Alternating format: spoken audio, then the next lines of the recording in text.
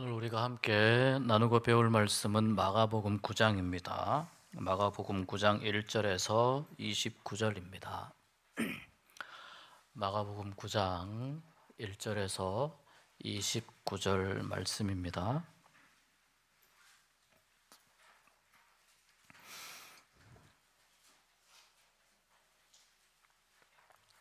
한 절씩 교도하겠습니다. 또 그들에게 이르시되 내가 진실로 너희에게 이르노니 여기 서 있는 사람 중에는 죽기 전에 하나님의 나라가 권능으로 임하는 것을 볼 자들도 있느니라 하시니라.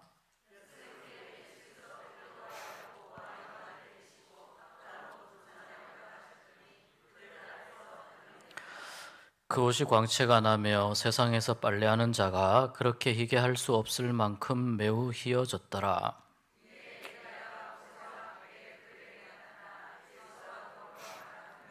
베드로가 예수께 고하되 랍비여 우리가 여기 있는 것이 좋사오니 우리가 초막셋을 짓되 하나는 주를 위하여 하나는 모세를 위하여 하나는 엘리야를 위하여 하사이다 하니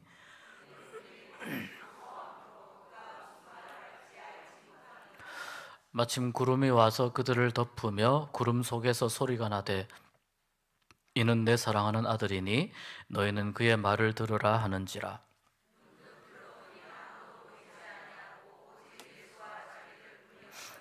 그들이 산에서 내려올 때에 예수께서 경고하시되 인자가 죽은 자 가운데서 살아날 때까지는 본 것을 아무에게도 이르지 말라 하시니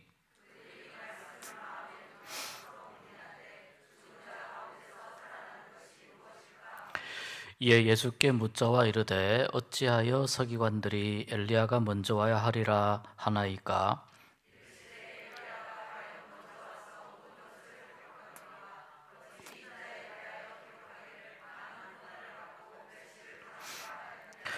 그러나 내가 너희에게 이르노니 엘리야가 왔으되 기록된 바와 같이 사람들이 함부로 대우하였느니라 하시니라.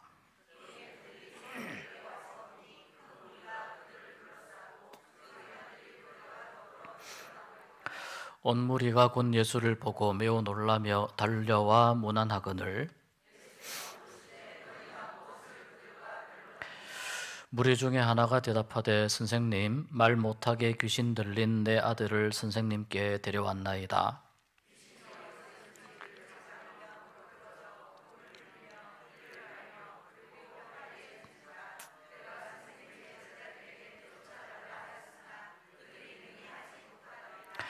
대답하여 이르시되 믿음이 없는 세대여 내가 얼마나 너희와 함께 있으며 얼마나 너희에게 참으리요 그를 내게로 데려오라 하시매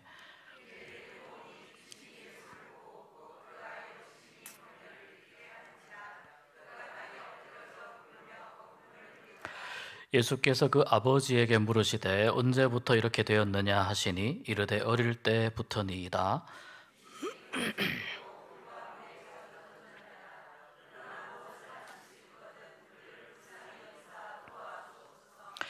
예수께서 이르시되 할 수 있거든이 무슨 말이냐 믿는 자에게는 능히 하지 못할 일이 없느니라 하시니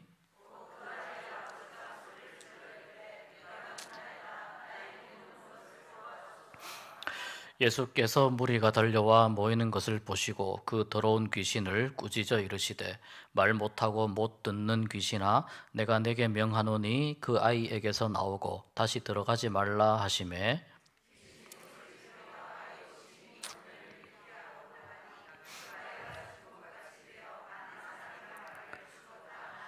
예수께서 그 손을 잡아 일으키시니 이에 일어서니라.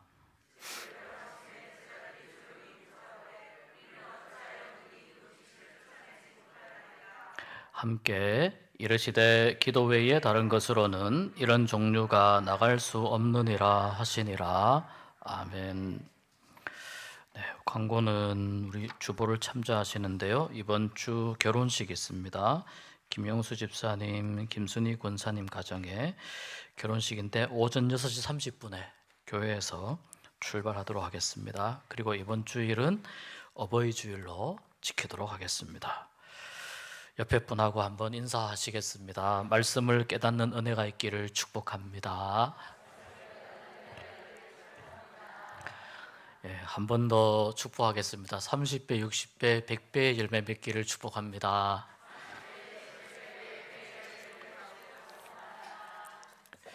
이제 마가복음이 16장인데 지금 9장째 오고 있습니다.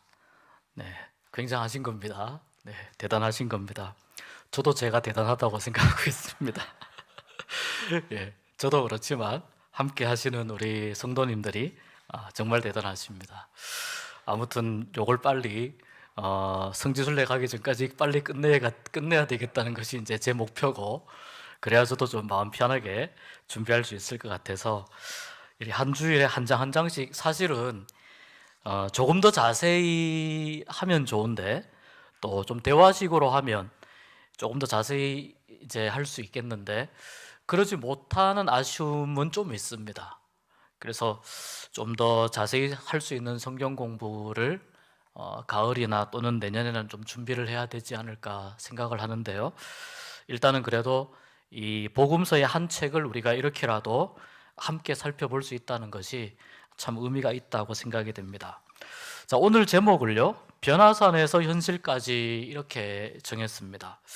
그 변화산 사건이 있고, 그 다음에 오늘 이 말씀, 우리가 읽은 29절까지의 말씀은 산 위에서는 변화산에서의 사건이 진행이 되는데, 그 변화산에서의 사건이 진행되는 동안에 산 아래에 있는 또 하나의 사건이 진행이 되는 거예요.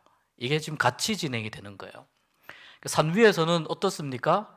매우 영광스럽고 아름답고 황홀하고, 여기 계속 막 눌러 있고 싶고, 우리가 좋은 곳을 발견하면 하는 그 상투어가 있잖아요. 여기가 좋사오니, 여기가 좋사오니, 계속 머물러 있고 싶은데 산 아래에는 어떤 상황이냐면 치열한 영적 전쟁이 벌어지고 있는 상황입니다. 이것이 똑같은 시간에 다른 장소에서 지금 일어나고 있습니다. 우리가 그런 것 같습니다. 우리의 삶 가운데 그런 것 같습니다. 한 곳에서는 매우 아름답고 또 매우 영화스럽고 계속 그곳에 머물러 있고 싶은 그런 시간이 있는 반면에, 또 우리의 또 하나의 삶의 현장은 치열한 전쟁터 같은, 영적인 싸움터와 같은, 그리고 때로는 이 사탄이라고 하는 영적인 실체와 실제로 싸워야 하는 그런 시간들도 생겨나게 되는 거죠. 이 변화산 사건 들어가기 전에 9장 1절에 보니까 내가 진실로 너희에게 이르노니 여기 서 있는 사람 중에는 죽기 전에 하나님의 나라가 권능으로 임하는 것을 볼 자들도 있느니라. 이렇게 말씀을 하셨습니다. 이 말씀이 8장과 이어지는 말씀이라고 보는 견해도 있고요. 실제로 이어집니다. 내용적으로도 이어지는데, 이 말씀이 그렇지만 조금 독립적인 의미가 있습니다. 이건 어떤 의미인가? 이 말씀은 변화산 사건하고 관련이 있는가? 그 2절에 보니까 엿새 후에 이렇게 되어 있잖아요. 엿새 후에 일어나는 변화산 사건과 관련이 있는가? 아니면 부활로 분명해진, 예수님의 부활로 인해서 확실하게 된 십자가에서 예수님의 승리를 본다는 뜻인가? 아니면 예수님이 승천하시고 나서 오순절 성령 강림 사건을 통해서 성령께서 임하시는 것, 이것을 의미하는 것이라고 볼 수 있는가? 또는 AD 70년의 예루살렘의 멸망의 사건인가? 아니면 오늘날 우리도 기다리고 있는 주님의 재림 사건인가? 도대체 하나님의 나라가 권능으로 임하는 것이 무엇일까? 단서가, 조건이 뭐냐면 죽기 전에입니다. 죽기 전에. 자, 이 말씀은 예수님께서 일단 제자들에게 하시는 말씀이죠. 제자들에게 죽기 전에 하나님의 나라가 권능으로 임하는 것을 볼 자들도 있느니라. 그래서 이 말씀을 제자들 중에는요, 예수님이 승천하시고 나서 승천하실 때 그런 말씀이 있잖아요. 왜 하늘을 쳐다보고 있느냐? 예수님이 승천하는 모습 그대로 다시 내려오실 것이다 라는 그 마지막 약속의 말씀을 붙잡고 예수님의 재림을 우리가 죽기 전에 다시 볼 수 있을 것이다 라고 희망을 가지는 사람들이 있었습니다. 이 말씀을 그렇게 해석하는 사람들이 있었습니다. 만약에 하나님의 나라가 권능으로 임하는 것이 예수님의 재림이라고 하면 이 재림에 대해서, 예수님의 재림을 사람들이 기다리는데, 그런데 베드로후서 3장 9절에 이렇게 말씀합니다. 주의 약속은 어떤 이들이 더디다고 생각하는 것 같이 더딘 것이 아니라. 자, 이 말씀은 이제 예수님의 재림에 대한 약속이거든요. 이 약속은 어떤 이들이 더디다고, 왜 이렇게 예수님 안 오시지? 이런 의미거든요. 예수님이 빨리 재림하셔야 되는데, 내가 죽기 전에 재림하셔야 되는데, 왜냐하면 이 말씀을 그렇게 해석을 한 거예요. 그래서 이 말씀에 대한 그 이해가 좀 필요하다는 거예요. 왜냐하면은 예수님이 승천하시고 나서 아마도 이 예수님께서 곧 재림하실 거라고 사람들이 많이 생각을 했습니다. 그래서 그 중에 어떤 사람들은요, 집 팔고 땅 팔고 논 팔아가지고 다 팔아가지고 오로지 재림만을 준비하기 위해서 세상과 인연을 끊고 산으로, 또는 이제 여기는 그 유대 광야 또는 유대 산지 이쪽이니까 뭐 그 동굴로 이런 데 가서 공동생활을 했었습니다. 우리가 주님의 순결한 신부가 되어야 되기 때문에 예수님의 재림을 곧 맞이해야 된다, 이렇게 생각을 한 겁니다. 예수님의 재림에 대해서 잘못 이해했다기보다는 너무 빨리 오실 것이다 라고 생각을 한 거예요.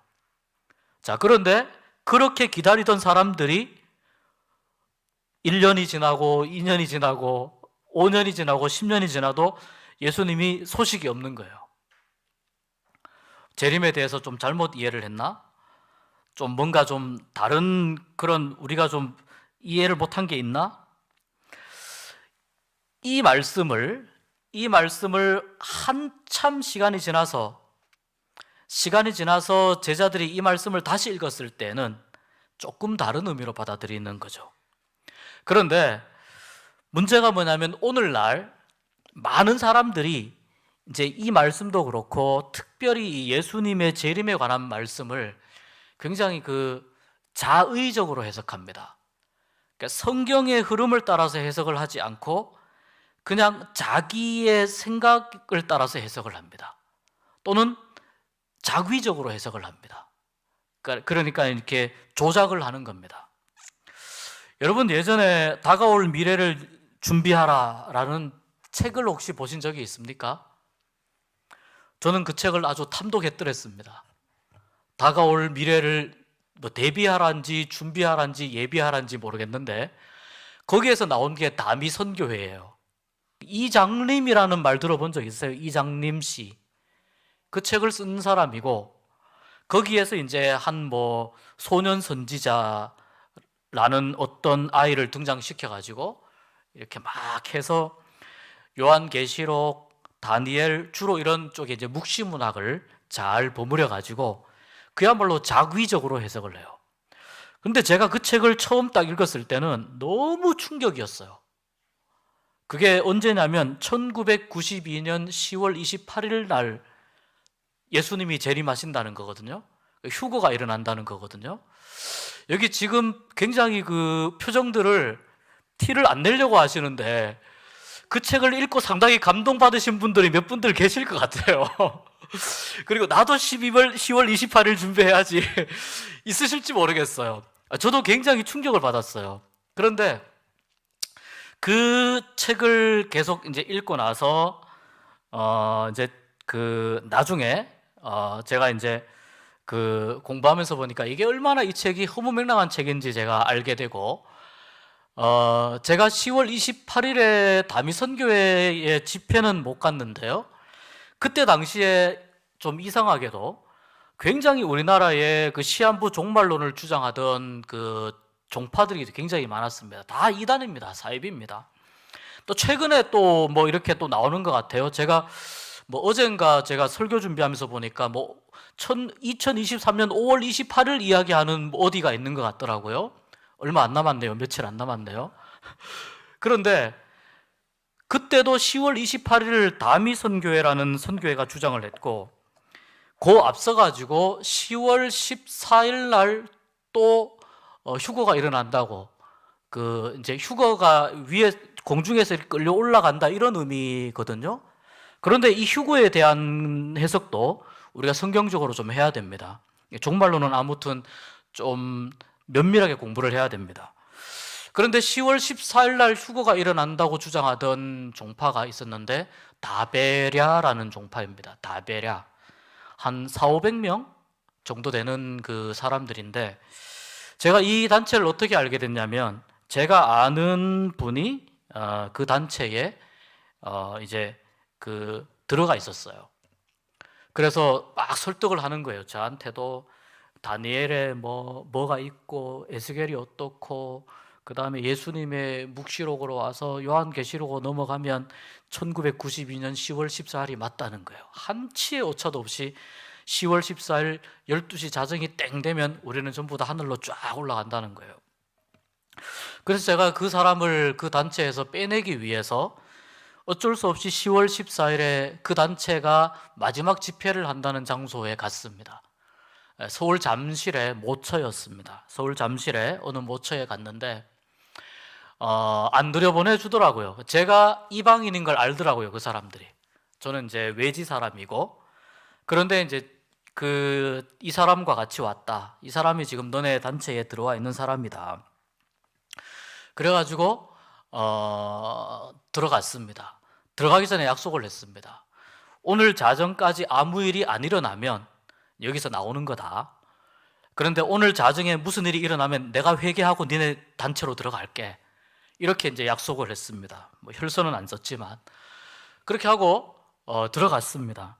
저녁 한 7시, 8시쯤 들어갔는데 한 서너 시간 남았지 않습니까? 저는 지금까지 그렇게 뜨겁게 하나님을 찬양하는 사람들을 본 적이 없어요. 얼마나 뜨거운지, 막 그 장소에 한 300~400명 꽉 차 있는데 막 거의 뭐 광란의 도가니예요. 한 명도 예외 없이 막 거의 이렇게 막 방방 뛰면서 노래를 하고 찬양을 하고, 제가 속으로 생각했습니다. 와, 정말 저 열심을 제대로 된 데 사용하면 얼마나 좋을까, 그 생각을 했습니다. 한 1시간씩 이렇게 찬양 인도하고 집회 인도하는 사람들이 바뀌더라고요. 바뀔 때마다 제가 이제 실눈을 뜨고 쳐다봤습니다. 막 인도하다가 기도하세요. 여러분, 앞으로 3시간 후에 천국에서 만납시다. 할렐루야, 아멘. 그리고 기도 한 10분 쫙 시키면 인도하던 사람이 이렇게 빠져나갑니다. 빠져나가서 딴 데로 가고, 그럼 또 다른 사람이 와가지고 또 1시간 또 인도하고. 11시 55분이 됐습니다. 분위기가 어땠겠습니까? 거의 뭐 축제 분위기예요, 진짜. 이제 모든 걸 우리는 다 이루었다. 이제는 우리는 5분 있으면 우리는 이제 하나님 나라에 간다. 그리고 나서 이제 그 5분 동안에 기도를 시키는데 정말 기도가 집을 무너뜨릴 수 있구나라고 생각될 정도로 열정적으로 기도를 했습니다. 제가 뭐 했을까요? 저는 시계만 보고 있었습니다. 이렇게 실눈 뜨고 56분, 57분, 58분. 그 속으로 그런 생각이 있었어요. 휴거가 되면 어떻게 하지? 그러니까 휴거가 된다는 건 이런 거잖아요. 내 옆에 있는 사람들이 한 명씩 없어지는 걸 의미하잖아요. 59분이 됐습니다. 진짜 막 거의 떠나갈 듯이 막 어마어마하게 소리를 지르면서 기도를 하는 거예요. 근데 그때 앞에 보니까 이 인도하던 사람이 안 보이더라고요. 인도하던 사람이 나갔습니다. 나중에 보니까 이 사람들이 한 명씩 그 기도를 시켜놓고 나중에 보니까 도망가는 거였어요. 네, 자기들이 이제 조금 그 위험할 수 있으니까, 여기까지 이제 사기친 게 위험할 수 있으니까 도망가는 거였어요. 앉아 있는 사람들은 모르죠. 그렇게 해서 막 계속 기도하는데 59분, 그 다음부터는 제가 초침을 보기 시작했습니다. 11시 59분 30초, 31초, 45초, 50초, 51초, 55초, 59초, 12시 땡 했는데 그때부터 이제 사람들이 기도하다가 점점 소리가 점점 이렇게 줄어들더라고요. 점점 줄어들더니 12시 한 5분쯤 됐습니다. 혹시 내 시계가 좀 그 영국 그 천문대 시계하고 안 맞는가? 이제 이런 생각을 하면서 좀 늦을 수도 있지라고 생각을 하면서 한 5분은 더 했던 것 같아요. 5분, 10분 정도까지 딱 했습니다. 그리고 나서 보니까 그 앞에서 이제 이 단체를 이끌던 사람들은 말씀드린 대로 다 도망을 갔고 이미 도망을 가서 저기 경기도 어느 모처에서 만나기로 했다는 이야기를 제가 나중에 들었어요. 도망을 가서. 그리고 그 자리에 있었던 사람들 중에 한 명도 땅 위에서 1cm도 뜨지 못하고 그냥 그대로 자기 자리를 지키는 채로 그대로 남았습니다. 1시간, 2시간 사람들끼리 이제 웅성웅성하기 시작합니다. 이게 뭐냐? 어떻게 된 거냐? 제가 제 지인에게 이야기했습니다. 봐라, 내가 분명히 이야기했지 않느냐? 이거는 완전히 사기다, 종교 사기다. 그러니까 이제 여기에서 이 모든 이 내용을 정리하고 이제 나와라, 짐 싸들고 나와라. 한참을 이야기하고 그리고 이제 헤어졌습니다. 거기 있던 사람들도 전부 다 막 허탈해하고 도대체 이게 뭐냐 막. 그런데 한 두어 달 있다가 연락이 왔어요. 연락이 왔는데 뭐라고 연락이 왔냐면은 그날 그런 일이 있고 나서 자기들이 다시 모였답니다. 모여가지고 성경을 다시 봤는데 좀 계산착오가 좀 생겼대요. 1992년 10월 14일이 아니고 2000 몇 년도로 다시 날짜를 옮겼더라고요. 사실은 그때인데 우리가 여기 좀 다니엘서 이 부분을 조금 계산을 잘못해가지고 뭐 몇 대 반 대 뭐 이러면서 그래서 우리가 틀린 게 아니고 계산을 잘못했다. 그러면서 거기에 그렇게 흩어진 사람들 중에 몇 명은 1992년 10월 그 일이 있고 나서 10월 28일도 마찬가지입니다. 거의 제가 경험한 거하고 비슷했습니다. 휴거든커녕 아무 일도 일어나지 않았고, 그런데 그 사람들이 그렇게 끝나고 나서 깨끗하게 정리를 하고 나오느냐, 제가 드리고 싶은 말씀은 이거예요.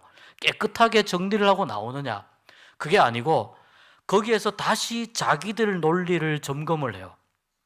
다시 점검을 해가지고 새로운 논리를 다시 만들어서 1992년이 아니다, 2000 몇 년도다. 한때는 또 그 밀레니엄이라고 굉장히 또 컴퓨터가 모든 게 영어로 이제 세팅이 되면 큰일 난다는 또 이야기 있었지 않습니까? 이런 식으로 계속해서 말하자면은 이 종말론을 이야기하면서 이 공포심을 조장을 하는 거예요. 몇 월 며칠 몇 시, 종말론의 대표적인 케이스는 두 가지예요. 하나는 몇 월 며칠 몇 시, 또는 몇 명이 차면 종말이 온다. 이 두 가지예요. 몇 월 며칠 날 온다, 또는 몇 명이 차면, 주로 14만 4천 명이에요. 몇 명이 차면 요한계시록에 나오는 숫자이기 때문에 이 14만 4천 명은 신천지가 자주 쓰는 숫자죠. 그러니까 이런 어떤 그 이야기들을 성경에 대해서 잘못 해석을 하고 잘못 이해를 해서 자기들이 완전히 엉뚱한 논리를 만들었는데, 이 논리를 만든 것이 이루어지지 않았을 경우에 모든 것을 손털고 나오는 경우는 정말 드뭅니다. 정말 드물고요. 다시 자기들의 논리를 보완하는 작업을 합니다. 그리고 거기에서 또 다른 아류들이 생깁니다. 또 다른 아류가 생기고, 또 자기들이 거기에서 또 다른 설득할 건덕지들을 다시 만들게 됩니다. 그러니까 이단 사상에 한번 빠지게 되면 다시 돌아오기가 정말 어렵다는 것을, 제대로 된 내용을 가르쳐 주어도 굉장히 어렵다는 것을 이제 보여주는 아주 극명한 사례를 제가 경험을 한 적이 있습니다. 오늘 여기 이 말씀도 사실은 종말을 기다리던, 당시에 종말을 기다리던 사람들에게는 굉장히 해석하기 어려운 말씀이었습니다. 죽기 전에 하나님의 나라가 권능으로 임하는 것, 이것이 무엇일까? 종말론과 관련해서 해석을 했는데요, 아까 말씀드린 대로 사람들이 집 팔고 땅 팔고 논 팔고 다 팔아서 공동체를 만들어 가지고 종말을 기다리는 그런 집단이 되어 가지고 거기에서 같이 살고 생활을 했었어요. 그런데 예수님의 재림이 일어나지 않는 거예요. 뭔가 잘못됐다. 그래서 다시 성경을 다시 보고 예수님의 말씀을 다시 보면서 이 말씀에 대한 해석을 다시 하기 시작하는 겁니다. 재림에 대한 잘못된 이해가 불러오는 파장은요, 상상을 초월합니다. 단순히 재림을 기다리는 한 사람에게서 끝나는 것이 아니고 그 사람의 인생을 망가뜨리게 되고, 그리고 그 사람과 관련된 가족 전체를 완전히 엉망으로 만들어 버릴 만큼 이 재림에 대한 잘못된 이해가 굉장히 큰 파장을 불러옵니다. 이 사람들이 성경을 읽으면서 예수님의 재림이 굉장히 늦어지게 될 것이다라는 것을 깨달으면서 사람들이, 초대교회 교인들이 이 성경을 다시 읽을 때 이 성경에서 하나님의 나라가 권능으로 임하는 것은 무엇이냐면, 첫 번째, 하나님의 나라는 예수 그리스도가 죽음을 이기신 부활로 임한다는 것을 깨닫게 되었다는 거예요. 부활이라고 하는 권능. 두 번째는 예수님께서 말씀하신 예루살렘을 떠나지 말고 기다리라고 말씀하신 그 기다림 가운데에서 기도하다가 120명의 마가다락방에서 기도하던 예수님의 제자들에게 성령이 불같이 임하는 것을, 성령의 권능을 임한 사건을 이 말씀으로 이해를 할 수 있어요. 두 번째는. 세 번째는 뭐냐면, 그렇게 해서 하나님의 권능을 힘입은 사람들이, 성령의 능력을 힘입은 사람들이 복음을 전하게 되고 말씀을 전하게 되고 하나님의 그리스도의 증인으로 살게 되니까 교회가 폭발적으로 성장하는, 많은 사람들이 하나님께로 돌아오는 놀라운 역사를 경험하는, 그러니까 하나님의 나라가, 다시 말해서 하나님의 나라의 전진기지라고 할 수 있는, 이 땅에 세워진 전진기지라고 할 수 있는 교회가 하나님의 능력을 힘입어서 확장되는 것을 직접 경험하고 보게 되는 그 역사를 이렇게 설명을 한 것이라고 볼 수 있습니다. 이렇게 말씀한 것으로 이 말씀을 해석할 수 있다는 겁니다. 죽기 전에 이 말을 들은 사람들 중에 성령 강림을 경험한 사람들이 있죠. 이 말을 들은 사람들 중에 교회가 폭발적으로 부흥하고 성장하는 것을 직접 경험한 사람들이 있습니다. 하나님의 나라가 이렇게 임하는구나. 교회는 뭐냐면 하나님의 나라를 맛볼 수 있는 곳이거든요. 그래서 교회는 어떻게든, 어떤 모양이든 교회는 세상보다 조금 더 나은 곳이 돼야 됩니다. 세상이 부러워하고 세상이 바라볼 수 있는 곳이 교회가 되어야 됩니다. 왜냐하면 교회가 하나님의 나라를 맛보게 해줄 수 있는 곳이기 때문에. 여기에 교회가 나아가야 할 중요한 방향이 여기에 있는 거예요. 세상에서는 이루어질 수 없는 일들이 교회에서는 일어나게 되는 거죠. 세상에서는 경험할 수 없는 일들이 있어요.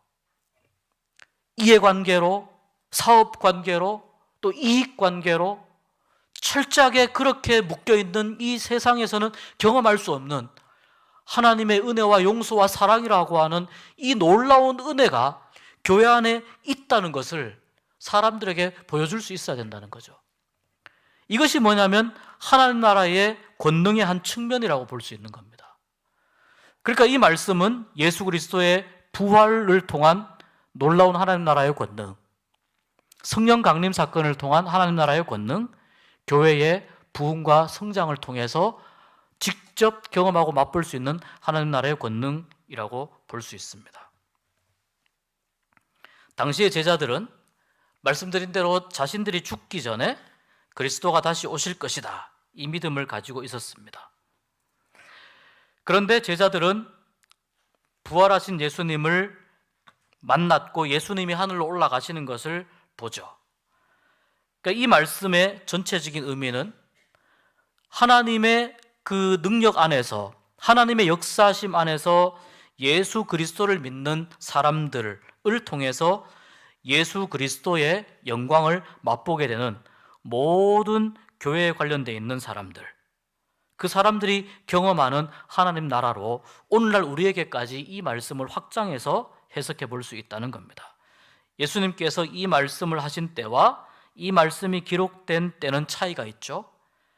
제자들이 이 말씀을 읽으면서 성령의 강림이, 교회의 부흥이 이러한 것이구나. 그래서 예수님이 하신 이 말씀의 의미를 좀 더 명확하게 깨닫게 되었다는 겁니다. 우리가 말씀을 읽으면서 꼭 기억해야 할 것은 뭐냐면은 그 말씀 자체가 우리에게 주는 메시지가 무엇인지를 깨닫는 겁니다.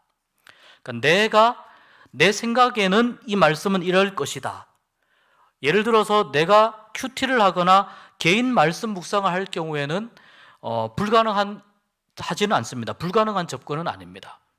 그러나 혼자서 지나치게 나의 생각으로 말씀을 보게 될 때에 우리는 때로는 말씀이 이야기하는 것 밖에서 엉뚱한 내용들을 말씀 속에 집어넣는 그런 이제 실수를 범하게 된다는 것을 우리가 기억을 하면 좋겠습니다.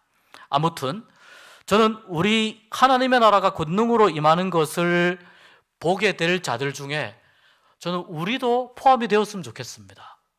그러니까 하나님의 나라가 우리 덕신제일교회에 권능으로 임하는 것을 우리가 경험하고 느끼고 우리가 누리고 나눌 수 있는 그런 은혜를 우리가 누렸으면 좋겠어요. 이걸 우리가 안 누리면 도대체 누가 누리라는 말입니까? 우리가 경험하지 않는다면, 우리가 이 말씀을 아멘으로 받으면 우리가 이 말씀을 누릴 수 있을 것이라고 믿고 이 말씀 가운데 있는 하나님의 은혜를 기대하면 우리가 누리게 될 줄 믿습니다. 그런 교회를 만들어가면 되는 거죠. 세상이 부러워할 만한 하나님의 교회, 그런 교회를 만들어가면 되는 거죠. 이런 은혜를 우리가 같이 누릴 수 있기를 간절히 소망합니다. 자, 그리고 이제 변화산과 이 귀신 들린 아이 순서대로 쭉 한번 읽으면서 지나가 보겠습니다. 이 말씀 하시고 나서 이제 엿새가 지났습니다. 예수님이 제자들을 데리고 산에 올라갑니다. 제자들이 거기에서 예수님도 변하시고 또 엘리야와 모세도 나타나서 예수님과 대화하는 장면을 보게 되죠. 이 광경 속에서 베드로는 여기가 좋사오니 이야기합니다. 그런데 예수님은 다시 산을 내려가야 된다고 말씀하십니다. 그 산 아래에는 아주 참혹한 고통이 기다리고 있습니다. 베드로, 야고보, 요한을 제외한 나머지 제자들이 있는 곳에서 말 못하게 하는 귀신 들린 아이 때문에 엄청난 소동이 일어나고 있었습니다. 이 아이의 아버지도 이것을 감당하지 못하고 제자들도 감당하지 못합니다. 그런 상황이 밑에서는 일어납니다. 변화산에서의 예수님의 모습은 굉장히 좀 특별한 모습이라고 볼 수 있습니다. 하나의 예수님의 영광을 나타내는 많은 모습 중에 하나의 모습이라고 볼 수 있습니다. 그러니까 빨래하는 자가 그렇게 희게 할 수 없을 만큼 매우 희어졌더라. 굉장히 이 표현 자체가 아주 재미있는데 빨래하는 자가 표백제를 얼마나 써도 그렇게 희게 할 수 없을 만큼 희어졌더라 라는 거잖아요. 그러니까 매우 너무너무 눈에 부실 만큼 그렇게 옷에서 예수님이 변형되신 거죠. 그 상황 속에서 모세와 엘리야가 나타나죠. 모세는 율법을 대표하는 구약의 인물이죠. 자, 보통 엘리야는 구약에서 선지자를 대표하는 인물입니다. 그러니까 율법과 선지자를 대표하는 인물이 나타났다는 것은 이 구약 시대를 대표하는 인물이 나타난 겁니다. 그리고 예수님과 함께 삼자회담을 하십니다. 담화를 하는데 제자들이 그냥 이렇게 지켜보는 거죠. 지켜보는데 베드로는 여기가 너무 좋으니까 여기 있으면 어떻겠습니까? 라고 하는데 왜 베드로가 이 말을 하냐면 지금 이 상황도 이 베드로도 그렇고 야고보도 요한도 한 번도 경험해 보지 못한 사건이에요. 그래서 그들이 무슨 말을 할지 두려워서 베드로가 이런 말을 제가 볼 때는 반은 무의식 상태에서 던진 것 같아요. 그런데 여기서 이제 마치 구름 속에서 소리가 나는데 예수님께서 세례받고 올라오실 때 들었던 이야기와 비슷한 말씀이 나오죠. 그리고 나서 이제 모세와 엘리야가 사라지고 예수님의 모습도 이제 다시 돌아옵니다. 이런 상황 속에서 예수님이 이렇게 말씀합니다. 인자가 9절에 보니까 죽은 자 가운데서 살아날 때까지는 본 것을 아무에게도 이르지 말라. 인자가 죽은 자 가운데서 살아나는 것을 살아날 때까지, 그때까지는 이 이야기를 하지 마라. 자, 그러면 이 변화산 사건을 미리 이야기하라는 겁니까? 말라는 겁니까? 말라는 거죠. 너희들만 알고 있어라. 왜냐하면은 미리 예수님의 부활 전에 이야기해버리면 사람들은 계속해서 예수님의 영광만 생각을 하게 된다는 거예요. 그런데 예수님의 부활은 고난과 죽음을 지나야 부활로 가는 거거든요. 고난과 죽음의 터널을 지나야 부활로 가는데, 이 변화산 사건, 그리고 계속 예수님이 기적을 일으키시면서 사람들에게 이 이야기를 다른 사람에게 하지 말라, 이런 말씀을 계속 하시는데, 그렇게 계속 하시는 그 이면에는 뭐냐면 계속해서 영광스러운 예수님만 자꾸 드러나게 될 것을 염려하시는 겁니다. 그래서 이 변화산 사건도 그렇게 이야기하지 말라고 말씀합니다. 그 서양 속담에 No cross, no crown이라는 말이 있습니다. 십자가 없이 면류관이 없다, 십자가 없이 부활이 없다, 이런 뜻이잖아요. 반드시 부활은 십자가를 전제로 합니다. 그렇다면 자, 십자가도 마찬가지예요. 십자가도 부활을 전제로 합니다. 십자가와 부활은 같이 가는 겁니다. 따로따로 가는 게 아니라 같이 가는 것이라는 것을 우리가 이 말씀을 통해서 확인할 수 있습니다. 이렇게 말씀하시고 나서 그 다음에 하신 말씀이 그 밑에 보니까 제자들이, 자 10절에 보니까 죽은 자 가운데서 살아나는 것이 무엇일까? 제자들이 서로 수군거리는 거예요. 죽은 자 가운데서 살아나는 것이 무엇일까?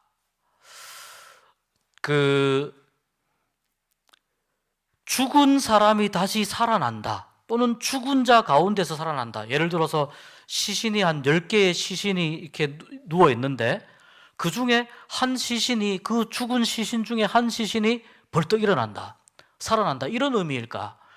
이 상황을 제자들이 한 번도 경험을 못 해본 겁니다. 경험을 못 해봤기 때문에 이것이 어떤 것인지 이해를 못하는 겁니다. 경험을 못했기 때문에. 그러니까 예수님께서 계속해서 죽음과 부활에 대해서 오늘 읽은 말씀 29절 다음부터 30절에도 나오지만 계속해서 죽음과 부활을 이야기하시지만, 계속해서 이야기하고 있는 중에도 이 제자들의 경험 속에서는 부활이라고 하는 말이 이게 들어오질 않는 거예요. 잘 들어오질 않는 겁니다. 그리고 제가 말씀드린 적이 있지만 예수님의 부활은 좀 다릅니다. 부활 자체가 영화로운 몸으로 바뀌신 것이기 때문에 나사로나 아니면 누구죠? 야이로의 딸이 죽었다가 살아난 그들의 부활과 예수님의 부활은 본질적으로 다른 부활입니다. 그러니까 어느 누구도 예수님의 부활이 어떤 것일 것이다 라고 쉽게 상상하기 어려운 겁니다. 우리도 역시 마찬가지예요. 저도 계속 고민이 되는 것이, 과연 어떻게 하나님 나라에서 어떤 모습으로 살게 될 것인가에 대해서 공부도 하고 책도 읽어보고 하지만 그림이 아직까지 잘 그려지지 않아요. 너무 어려워요. 왜냐하면 그걸 모르니까, 우리가 잘 모르니까. 우리 생각 밖에 있는 건 우리가 모르는 거예요. 내 생각 밖에. 그 다음에 내 경험 밖에 있는 건 우리가 모르는 거예요. 그런데 누군가가 내 경험 밖에 있는 이야기를 해줍니다. 내 경험 밖에 있는 이야기를 해주면은 나는 이 경험이 없기 때문에 그 말을 들으면서 에이 설마 이렇게 하고 넘겨버릴 가능성이 있다는 겁니다. 그런데 내 경험 밖에 있다고 해서 일어나지 않는 것이 아니고 사실이 아닌 게 아니라는 거예요. 성경 말씀은 그런 부분들이 굉장히 많다는 겁니다. 엘리야가 먼저 와야 된다 이렇게 말씀하죠. 이 엘리야는 조금 빨리 진행을 하면 세례 요한입니다. 세례 요한이 먼저 와야 된다. 그런데 아시겠지만 사람들은 세례 요한을 굉장히 푸대접했습니다. 그래서 예수님께서 세례 요한을 함부로 대우하였다. 이런 이야기를 나누면서 이제 산 밑으로 내려옵니다. 변화산 밑으로 내려오니까 사람들 사이에 웅성웅성하고 있습니다. 핵심은 이겁니다. 핵심은 거기에 서기관들도 있지만 핵심은 말 못하는 귀신 들린 아들을 예수님의 제자들에게 데리고 왔는데 제자들이 이것을 해결을 못했어요.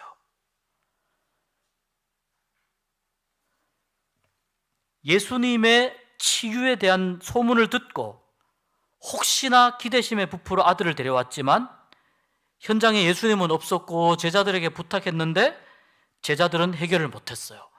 이 아버지가 예수님에게 하는 이야기는 뭐냐면은, 당신 제자들 별 거 없던데요. 이런 느낌입니다.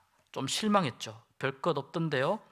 예수님께서 1차적으로 여기에서 이야기하십니다. 19절에 보니까 믿음이 없는 세대요. 내가 얼마나 너희와 함께 있으며 참으리요. 자, 보십시오. 이 믿음이 없는 세대요라고 말한 1차적인 대상은 누구냐면 제자들입니다. 제자들이 이미 마가복음 6장에서 귀신을 쫓아내는 권능을 경험을 했었어요. 이미 예수님이 그 권능을 줬어요. 제자들에게 전도하러 보내면서 제자들이 병도 고치고 귀신을 쫓아내는 경험을 했어요. 문제는 이 믿음이 지속되지 않는다는 게 문제예요. 이 믿음이 어느 한 사건에서 큰 능력을 경험을 해요. 그런데 다른 사건을 만나면 또 믿음이 없는 모습을 보이는 것이 사람의 연약한 부분이라는 거예요. 제자들이 그렇다니까요. 제자들이 그런데 우리는 더 말할 게 뭐가 있겠습니까? 그래서요, 이 경험적인 신앙을 가지신 분들은 어떤 것을 보완해야 되냐면은, 경험적인 신앙이 굉장히 큰 장점이 있습니다. 뜨거움이 있고 열정이 있습니다. 그리고 또 굉장히 내가 직접 하나님의 능력을 경험했던 그런 부분들이 있는데, 또 어떤 약점이 있냐면, 자, 그 사건에서는 그런 경험을 했어요. 그런데 이 사건이 지나서 그것보다 또 다른 차원의 큰 사건을 만나게 되면, 자, 이때는 그런 경험을 만약에 못하게 되면 믿음이 굉장히 흔들리는 경험을 하게 될 가능성이 있어요. 그래서 경험적인 신앙을 가지신 분들은 어떤 것으로 보완을 해야 되냐면, 말씀을 통해서 믿음의 기초를 잘 닦아야 됩니다. 말씀을 읽고 기도하면서 기초를 잘 닦아야 됩니다. 반대로, 자, 경험적인 신앙은 아닌데, 예를 들면 이제 모태신앙, 저도 사실 모태신앙입니다. 저도 모태신앙인데, 아시잖아요. 모태신앙은 이것도 못해요, 저것도 못해요, 그래가지고 못해, 아주 그 고전적인 그 유머인데, 그런데 자, 모태신앙은 뭐냐면, 내가 벌써 태어나니까 나는 교인이 되어 있었어요. 나의 선택과 상관없이. 그래서 교회를 그냥 계속 다녀요. 제가 이 모태신앙으로 지나면서 굉장히 고민했던 부분이 이 부분이에요. 내가 그래도 목사님 아들로 교회를 다니고 있는데 나는 믿음이 있는 사람일까 없는 사람일까 계속 묻게 되는 거예요, 자신에게. 어떤 분은 나한테 방언에 대해서도 막 이야기하고 여러 많은 것들에 대해서 막 하나님이 기적을 일으키신 거에 대해서 막 이야기하시는데, 저는 아무튼 어릴 때는, 물론 이제 시간이 지나면서는 또 여러 경험들을 하게 되었지만, 어릴 때는 별로 그런 경험을 한 기억이 별로 없는 것 같거든요. 그러니까 내가 믿음이 있는지 없는지 헷갈리는 거예요. 그러니까 예를 들어서 좀 모태신앙을 중심으로 하는 가정의 어떤 가풍에 의해서 교회에 나오시게 된 분들 같은 경우는 뭐가 필요하냐면, 예수님을 좀 더 인격적으로 만나는 경험이 필요합니다. 근데 자칫 잘못하면 그냥 내가 믿음이 있는지 없는지 정확하게 체크가 안 된 상태에서 교회에 그냥 자연스럽게 이렇게 나오는 게 당연하다라고 생각할 수가 있는데, 나의 믿음이 어디에 있는지 잘 체크할 필요가 있어요. 오늘 이 제자들은 경험적인 신앙의 한 측면을 보여주거든요. 귀신을 쫓아낸 경험이 있다니까요. 병을 고친 경험이 있어요. 그런데 지금 이 귀신 앞에서는 어느 제자 한 사람도, 9명이 여기 있었는데도 어느 제자 한 사람도 힘을 못 쓰고 있습니다. 귀신 들린 아이가 예수님께 오면서 경련을 일으킵니다. 막 대굴대굴 구르고 거품을 흘립니다. 당연한 반응이죠. 아이의 아버지가 이야기합니다. 제가 저렇게 심해질 때는 막 불에도 뛰어들고 물에도 막 뛰어듭니다. 아주 심각한 상황이죠. 그러면서 이렇게 이야기합니다. 무엇을 하실 수 있거든, 그러나 무엇을 하실 수 있거든 우리를 불쌍히 여기사. 자, 이 부분이 중요합니다. 11번에 무엇을 하실 수 있거든, 이것은요, 이미 예수님 제자들에게 실망을 했어요. 그래서 부정적인 측면 절반, 긍정적인 측면 50%예요. 만약 당신이 하실 수 있는 능력이나 역량이 있다면 고쳐주십시오. 제가 이미 제자들에게 실망했는데요, 더 큰 스승인 예수님께 오기는 왔지만 제자들이 실패했는데 뭐 스승님이 얼마나 더 뛰어나겠습니까? 그렇지만 혹시 우리 아이를 고칠 수 있는 능력이 당신에게 있으면, 자, 당신에게 있으면 불쌍히 여겨주십시오. 여기서 이 불쌍히 여기사라고 하는 말은 우리가 이런 단어는 우리가 좀 알아놓으면 좋습니다. 스플랑크니조마이라고 하는 단어입니다. 스플랑크니조마이. 이건 이제 내장, 창자를 움직인다, 이런 의미가 있습니다. 불쌍히 여기다. 그러니까 이때 유대인들은 이런 생각을 갖고 있었거든요. 사람의 기관 중에 간이나 심장이나 폐나 창자가, 여기에 뭐가 있냐면은 사람의 이런 기관 안에 사랑과 긍휼이라는 게 있다고 생각을 했어요. 들어있다고 생각합니다. 그래서 스플랑크니조마이, 이 내장을 움직인다. 그 말은 사랑과 긍휼의 마음이 움직인다.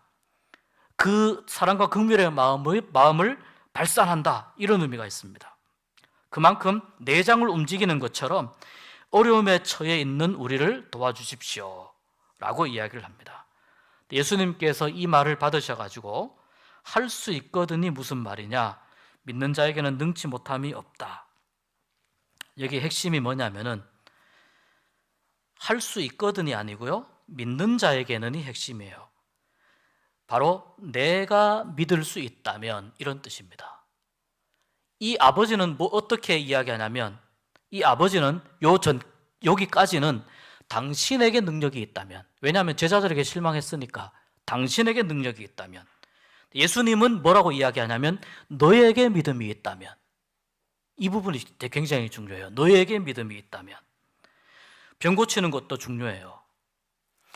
근데 병 고침을 원하는 아버지의 믿음이 가장 중요하다는 거예요. 예수님의 계속된 강조점은 뭐냐면 병 고치는 능력, 그거 확인하는 것도 중요해. 그렇지만 병 고침을 위한 믿음이 너에게 있느냐를 물어보는 거예요. 소년의 아버지는, 이 아이의 아버지는 예수님의 능력을 이야기합니다. 예수님은 뭘 이야기하냐면 능력이 관심사가 아니다, 믿음이 관심사다. 그래서 믿음이 능력입니다. 이걸 우리가 잘 이해하셔야 됩니다. 믿음이 능력이 되는 겁니다. 그렇지만 이 능력이 임하는 대상은 바로 믿는 자에게만 해당이 된다는 거예요. 성경 보시면은 내 믿음이 너를 구원하였느니라, 이 말씀을 예수님께서 지속적으로 하십니다. 바꾸어 말하자면 의심하는 자에게는 나타나지 않을 것이다 라는 겁니다. 그러니까 보세요, 이 아이의 아버지가 태도가 바뀝니다. 내가 믿나이다, 나의 믿음 없는 것을 도와주소서.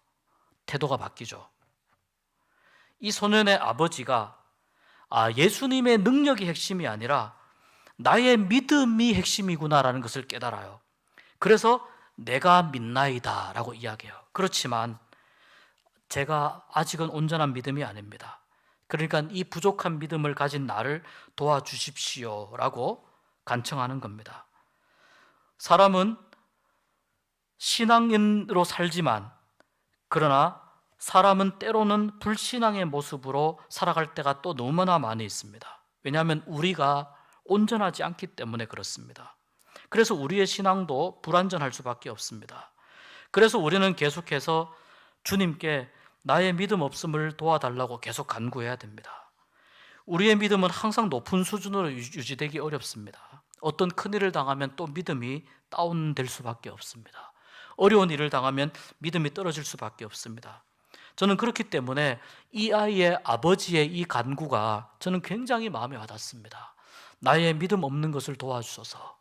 내가 믿음 없을 때가 있으면, 내가 믿음이 없을 때가 없으면 얼마나 좋겠습니까?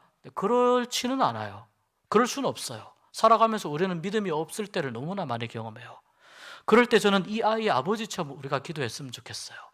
나의 믿음 없는 것을 도와주소서. 내 믿음이 채워지게 도와주소서. 저는 이 아이의 아버지의 이 순간적으로 바뀐 이 믿음의 태도가 저는 굉장히 의미 있다고 생각합니다. 자, 이 말을 듣고 예수님께서 그 귀신에게 지적하시죠. 그 아이에게서 나오고 다시는 들어가지 말라고 지적합니다. 이 귀신의 이름은요, 이 귀신의 정체는 말 못하고 못 듣는 귀신입니다. 예수님은 하나님의 권세로 귀신에게 명령하십니다. 그리고 바로 나오고 즉각적으로 고치고 다시 들어가지 말라고 합니다. 여러분, 다시 들어가지 말라는 말을 우리가 좀 신경 써서 봐야 되는데, 이것은 다시 들어갈 가능성이 있다는 뜻이에요. 귀신을 한번 쫓아내면은요, 거기서 끝나는 게 아니에요. 그 사람이 귀신이 쫓겨난 다음에 그 내면 세계를 하나님이 기뻐하시는 것으로 채우지 않으면은 다시 들어오게 돼 있어요. 예수님께서 그래서 다시 들어가지 말라고 말씀하는 거거든요. 한번 떠나고 난 귀신은 자기가 있던 곳이 좋거든요. 그러니까 내가 또 들어갈 수 있나 접근해서 호시탐탐 기회를 노립니다. 그래서 마귀에게 틈을 주지 말아야 됩니다. 다시 들어가지 말라, 이 말은 예수님께서 아주 이러한 틈을 노리는 귀신을 원천적으로 자르는 것을 의미합니다. 귀신이 소리 지르고 경련 일으키고 그렇게 해서 귀신이 나가게 되고 아이가 죽음같이 되다가 다시 살아나죠. 일반적으로 이 귀신들을 쫓아내는 과정 속에서 일반적으로 일어나는 현상입니다. 경련을 일으키고 거품 물기도 하고 악취가 납니다. 또 굉장한 악취가 나고 목소리가 변하기도 하고 또 심지어는 협상을 하기도 합니다. 협상을 하기도 하고 아무튼 여러 가지 그런 모습들이 있지만, 이 전형적인 귀신이 쫓겨나가는 모습이 26절에 묘사가 되어 있습니다. 제자들이 이 과정을 다 겪고 나서 예수님께 찾아왔습니다. 왜 우리는 귀신을 쫓아내지 못했습니까? 라고 묻습니다. 근데 예수님께서 기도 외에 다른 것으로는 이런 종류가 나갈 수 없다. 이런 종류는 우리가 이 귀신하고의 계속된, 귀신은 실체거든요. 영적인 실체예요. 우리가 어떨 때는 맞닥뜨려서 싸울 수밖에 없어요. 그런데 그 싸울 수 있는 강력한 무기를 뭐라고 하냐면 기도라고 말씀하세요. 제가 믿음과 기도에 대해서 정리를 하고 오늘 마치도록 하겠습니다. 제자들이 이렇게 질문했습니다. 질문했고 예수님은 기도라고 말씀하셨습니다. 제자들이 이 질문을 반복해서 하는 이유가 있습니다. 아까 이야기한 대로 전도하면서 파송받았을 때 귀신을 제어하는 권세를 그때 받았었습니다. 마가복음 6장 7절에. 그리고 실제로 귀신도 쫓아냈습니다. 마가복음 6장 13절에. 그런데 이번 사건에서는 아무런 일도 일어나지 않았습니다. 성경은 기도해야만 그 능력을 행할 수 있다는 것을 이야기해 줍니다. 그러니까 기도가 능력입니다. 믿음이 능력이고 기도가 능력입니다. 바꾸어 말하면 이 사건 당시에 제자들이 기도 생활에 소홀했다는 것을 우리가 알 수 있습니다. 방심했다는 겁니다. 그리고 궁극적인 이유는 19절에 믿음을 이야기하잖아요. 믿음이 부족하기 때문입니다. 자, 믿음과 기도에 대해서 말씀드립니다. 이 믿음은 기도와 관련이 있습니다. 기도하지 않았기 때문에 믿음이 약해진 겁니다. 그래서 실패한 겁니다. 귀신을 쫓아낼 능력이 기도밖에 없다는 말이고요. 제자들은 아마도 기도 말고 다른 다양한 방법들을 사용했을 겁니다. 근데 오늘 말씀에 따르면 바로 기도하지 않는 삶은 믿음이 떨어질 수밖에 없다. 믿음이 부족한 삶을 살 수밖에 없다는 것을 이 사건을 통해서 알게 됩니다. 예수님께서 귀신을 제어할 권세를 주셨어도 내가 기도하지 않으면 그 권세를 사용할 수가 없게 됩니다. 이것이 이 기도의 신비라고 볼 수 있습니다. 우리가 아는 것처럼 기도는 하나님과 깊은 영적 교제를 나누는 유일한 방법이에요. 하나님이 어떤 분이시냐면 모든 것을 다 가지고 계신 분이시잖아요. 그런데 모든 것을 다 가지고 계신 하나님께서 모든 것을 다 주기 원하시는데 우리는 기도를 통해서 하나님과 사귐을 통해서 얻을 수 있는데 기도하는 걸 힘들어하고 어려워해요. 기도회에 나와야 된다는 말이 아니라요, 기도해야 된다는 뜻입니다. 예배의 자리에 있다고 해서 예배를 드리는 것이 아닙니다. 내가 예배자가 되어야 되는 거죠. 기도의 자리에 있다고 해서 기도를 하는 것이 아닙니다. 내가 기도자가 되어야 되죠. 그 시간 내가 기도해야 됩니다. 옆에 다른 사람들이 기도하는 거 나하고는 사실 별로 상관없어요. 내가 기도 안 하면 기도회에 와 있지만 나는 기도 안 하는 거예요. 이 자리에 있다 하더라도 나는 기도를 안 하는 겁니다. 믿음은 하나님만 전적으로 신뢰하는 관계 속에서만 주어지기 때문에 하나님을 전적으로 신뢰하는 사람은 기도를 하게 됩니다. 제자들은 이 소년 앞에서 자기들의 경험을 의지했어요. 예전에 우리 이런 비슷한 일 겪은 적 있어. 그때 우리 충분히 해냈었어. 그러니까 이번에도 얼마든지 될 거야. 이렇게 생각한 것이지 믿음의 기도로 하나님을 바라본 게 아니라는 거죠. 이것이 이 제자들의 패착입니다. 사람이 아무리 하나님을 신뢰하는 믿음을 소유했다 하더라도 사람 자체는 불완전합니다. 그리고 우리 믿음 속에는요, 항상 우리의 그 상황 속에는 언제나 불신앙의 그 씨앗이 자라나고 있습니다. 때문에 믿음의 경주를 하는 그리스도인들은 삶 속에서 끊임없는 기도를 통해서 하나님과 인격적 사귐을 지속해 나가는 방법 말고는 이 세상을 이길 방법이 없습니다. 우리의 신앙은 항상 롤러코스터를 탑니다. 올라갈 때가 있고 아주 급강하면서 내려갈 때가 있습니다. 추락할 때가 있습니다. 변화산의 화려함과 같은 천국 같은 영광을 맛보기도 하지만 또 동시에 곤두박질 쳐서 귀신과 사단의 영향을 받으면서 때로는 귀신의 지배에서 벗어나지 못하는 상황을 겪기도 합니다. 영적 실체이기 때문에 싸워야 됩니다. 이것이 우리가 살고 있는 현실입니다. 냉엄한 현실입니다. 이 현실은 오직 믿음으로만 극복할 수 있습니다. 그리고 이 믿음은 기도로만 지켜낼 수 있습니다. 믿음의 내용은 말씀으로 채웁니다. 믿음은 기도로 지키고 내용은 말씀으로 채웁니다. 그래서 이 기도와 말씀이 우리에게 중요한 겁니다. 오늘 여기까지 하고 다음번에 30절부터 계속 말씀을 이어가도록 하겠습니다. 오늘 말씀 생각하면서 우리 한 1분 정도만 우리가 잠시 묵상으로 기도하고 마치려고 하는데요. 하나님, 제가 기도회를 지키는 사람이 아니고 기도하는 사람이 되게 하여 주십시오. 말씀을 읽는 사람이 되게 하여 주셔서 믿음의 내용이 채워지게 하시고 믿음을 지키는 사람이 되게 하여 주십시오. 어떤 영적 싸움이라도